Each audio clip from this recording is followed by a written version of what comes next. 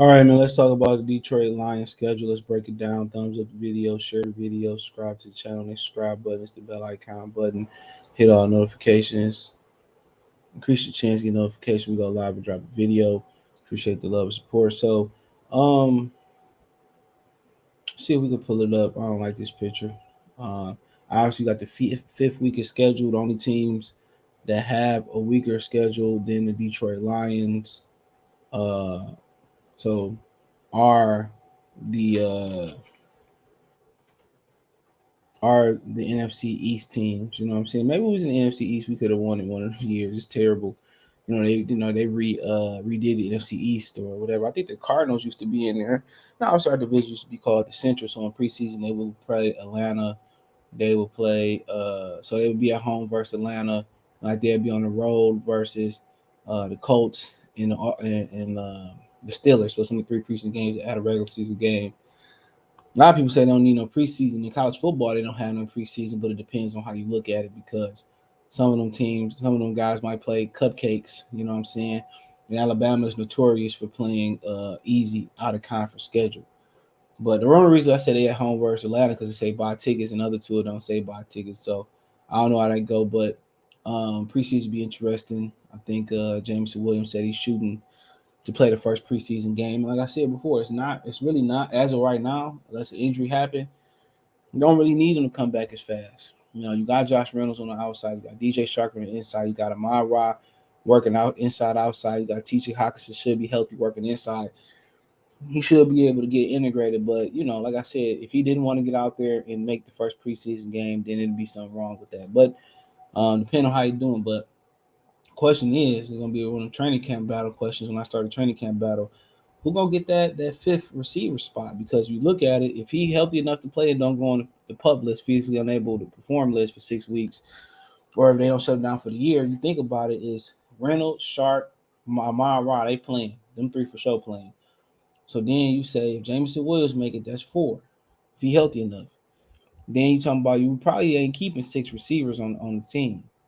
So you probably looking at Trinity Benson, Quintez Cephas, whoever else on the team having to make it. So, Trinity Benson, I think, it's more, he more aligns with what was a weakness last year coming in with Tyrell Williams. Uh, and that's pretty much it. Outside receivers. Khalif Ramos playing outside. I forgot they got him, so he probably the fifth. So unless they just look at him as a utility player. So they might look at him as a utility player. So when you look at it, that last receiver spot is gonna be some thumping around for that spot because now the outside is a strength.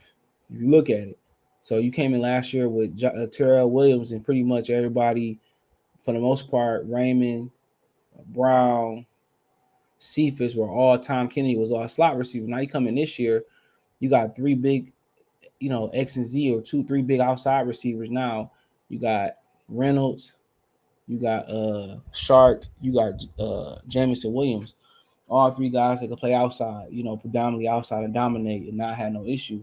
Then you look on the inside, you got Amon Rob Broad, Amon St. Brown. Then you say, well, do you go with the best receiver and figure it out? And if that's the case, you know, if that's the case, you say we need another slot receiver, then you probably roll with Quintez Cephas, or Khalif Raymond. I think will make because he's a utility guy.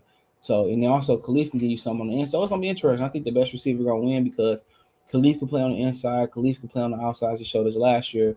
He made some strides, but I think when you look at it, I think with Khalif Raymond giving them some ability on the outside, inside, and special teams, I think that last receiver spot is gonna go to the best receiver out there. That's either gonna be Cephas, Bennett, Trinity Benson, or somebody else. So I think Khalif Raymond, his ability to return kicks and punts, is gonna make it.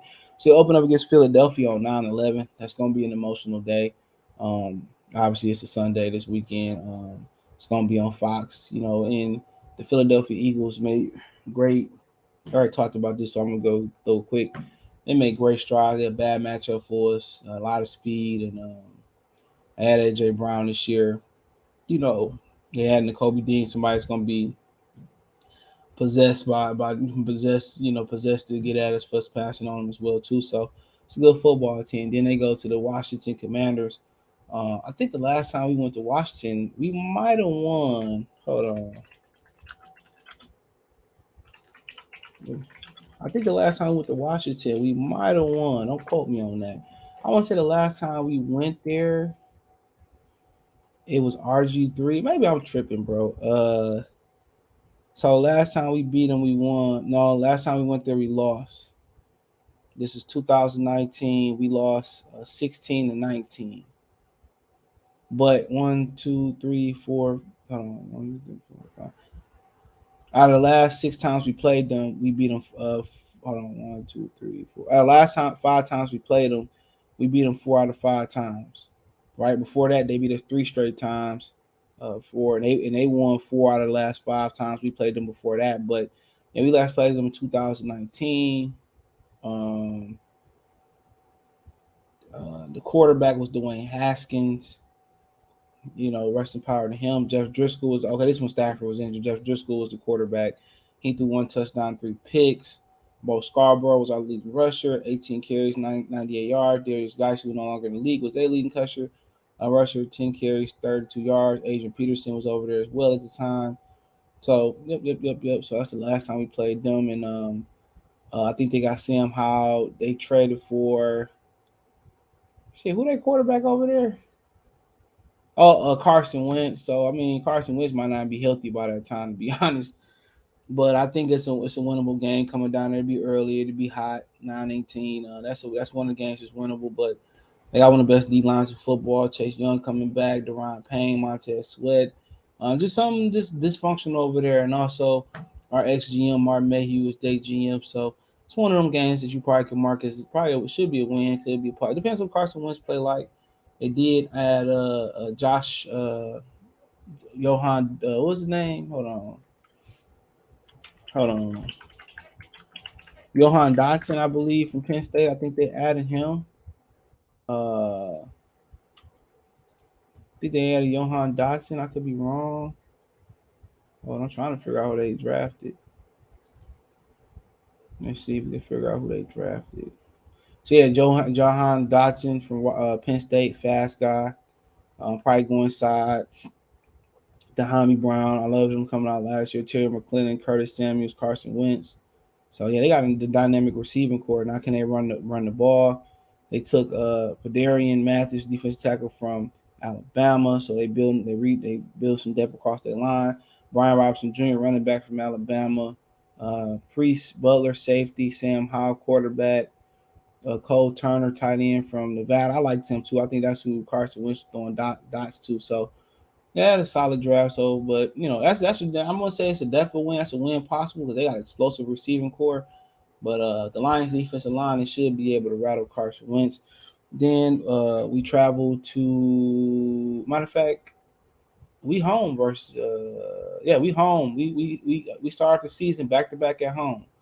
So Philadelphia, we'll be at Philadelphia. We'll be at the Washington Commanders. So we start off back to back at the crib. Yep, we start off back to back at the crib. So then we go on the road versus Minnesota. We played them close last year, so it should be no different. They draft. I don't really remember, but we traded with them. A lot of people think we finessed them. I think it was a solid trade. Uh, I think it was a solid trade, in my opinion, because they got 2 first-round picks basically. They got the 32nd, and they turn around and had the 34th. So hold on, I'm trying to get this together. See what they done so far. I'm just trying to get this the picks, and they took Lewis Seen in the first round. So funny about Lewis Seen, he reminds me of Harrison Smith a lot. Like to come down in the box and make some hay in the box. He physical. So I think they plan might to turn him into either he's gonna be Harrison Smith replacement, or the plan is to try to get him better in deep half of the field. He got the athleticism. I think the plan for him is get better in deep half, single high, and just better in coverage. Great hitter down in the box though. They take Andrew Booth Jr., a cornerback at 42. from Clemson. They need help in the cornerback. I think he had a first round grade too. They took guard Ed Ingram from LSU in the 59th overall. So in the third round, they took Brian Asamoah, linebacker from Oklahoma. Took somebody named Ekeleb Evans, cornerback from Missouri. So we'll see. They got a new GM over there. That's as long as Kirk Cousins still over there, we got a chance. Then so out of the first 1, 2, 3, 4 weeks, we got 3 home games. So that let you know it's gonna be treacherous on the back end. So 3 of our first games are at home. So they should win a game early. They play Seattle. They're having a quarterback Drew Lock with Geno Smith. They're in a team that's rebuilding, so that's a game that some people think they can win, and it's at home at Ford Field. No Russell Wilson, so that's a winnable game. Then you go to New England. That's always tough to go up there. Tough run ship. Mac Jones pretty good. And then you go on a bye. So you get an early bye, and you get 1, 2, 3. You get 3 out of your first 5 games at home, and then you get a bye. Then off the bye, you play the Dallas Cowboys 10-23, right before, week before Halloween. You there. Um, I don't know what they're gonna look like this year. A lot of people didn't like they draft. They did end up with that receiver from Jalen Turner from South Alabama. Got rid of Amari Cooper. He went to Cleveland. So it's a good it's a good matchup, but it's a winnable game, another winnable. Then the day before Halloween, you play the Miami Dolphins. You at home versus the Miami Dolphins. So you know what they did. You've seen the highlight video of what's the man Tua Tagovailoa underthrowing Tyreek Hill already. So that might be a game that's scary on paper. Good defense, new coach, good offense, but could be winnable. It's at the crib. You got the at home versus the Green Bay Packers. So they got a lot of home games, bro. They got a lot of home games at the beginning of the season. So they start off their first 3 games at the bye. After the bye, they got 2 home games. You go to Green Bay Packer after Miami at home. 11-6, always tough going to. So we're gonna have to go to Green Bay late in the season. So it's tough playing Green Bay. Then then I think the run of road games kind of happen. We go to Chicago 11-13. We see who the Chicago head coach. Who they get to be their head coach? I don't even remember, bro. Hold on. I didn't have it first. So they got the dude from the Colts, Matt Eberflus. You know, so I think he was a dude that they didn't like him coming out, but he was a defensive coordinator, but he also was passing game coordinator with the Dallas Cowboys from 2016 to 17. So we a new head coach. They kind of rebuilding. See, Justin Fields lit us up last year. So we at Chicago. Then we at MetLife Field with the New York Giants. I think they are a very underrated kind of team. They got Kayvon Thibodeaux. It'll be some personal there. Drafted that other offensive tackle. Who did they draft? The tackle they drafted. I forget which one they took. I think they took Evan Neal. I think they took Evan Neal. So if my memory serves me correctly, I think they took Evan Neal. Uh, so yeah, they took Evan Neal. They also got Wan'Dale Robinson. Second round, a lot of people like Wan'Dale Robinson. So, yep, they should be a little better, but the quarterback position give us a chance to win. So we'll be going there in November. Should be starting to get cold there. And then on Thanksgiving, play the Buffalo Bills. Most people already marked that as an L. But the Bills, you know, for the championship top caliber team drafted Kieran Elam, like Gregory Russo last year. Elder Von Miller took James Cook from Georgia. Didn't really understand that. You already got Devin Ingram. Devin Singletary. So then we played Jacksonville at home. So it's kind of the home games kind of spread out nice for Lions. We played Jacksonville at home so far. Most people think that should be a dub. Then we played Minnesota at home. So then, the stretch of road games start. Go back to MetLife and play the Jets. A lot of people say, why didn't you put the Jets and Giants back to back? The Lions have not earned the ability to go back to win games back to back. They earn that, respect to get that. So they're a good football team, but we'll see with Zach Wilson. Some people think he's on the hot seat already. Um, They did add Corey Dave. They had Corey Davis last year for Western Michigan. He did solid when he was healthy. Um, let's see what the Jets did. Jets had a really good draft. Um, I got Jermaine Johnson. Um, they drafted Sauce Gardner, Detroit native. So they drafted Garrett Wilson and Jermaine Johnson all in the first round. Then they took Brees Hall in the second, running back out of Iowa State. So yeah, the Jets should be doing improved. That's gonna be a tough game right there for us. Carolina still got Sam Darnold. They had no choice.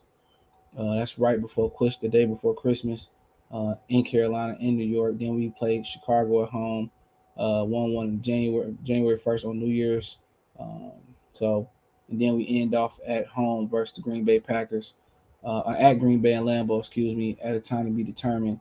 So yeah, these games spread out pretty good for the Lions, man. The way the schedule structured for the Lions, they did them a solid by stretching out their home games pretty good, and it's a good schedule. I don't do prediction, but there's some winnable games in there. But depends what the injury list look like. But I like the schedule a lot. So they didn't do them dirty. Got the easy schedule. They should win some games this year. They should surpass what they done last year. But we'll see. Let me know what you girls and guys think. Check the Detroit Lions Talk playlist out. Thumbs up the video. Share the video. Subscribe to the channel. That subscribe button is the bell icon button. Hit all notifications. Increase your chance of notifications. And as you want to support the channel, Cash App, $ CJ Good 313, Venmo, CJ Good 313, PayPal in the description. Appreciate the love and support. If you want to reach out to me for business question, inquiry, sponsor, video question, chop it up. Twitter's the fastest way, than Facebook and Instagram. Twitter's the fastest way, but that's the link in all the links in the description. Appreciate the love and support. Peace.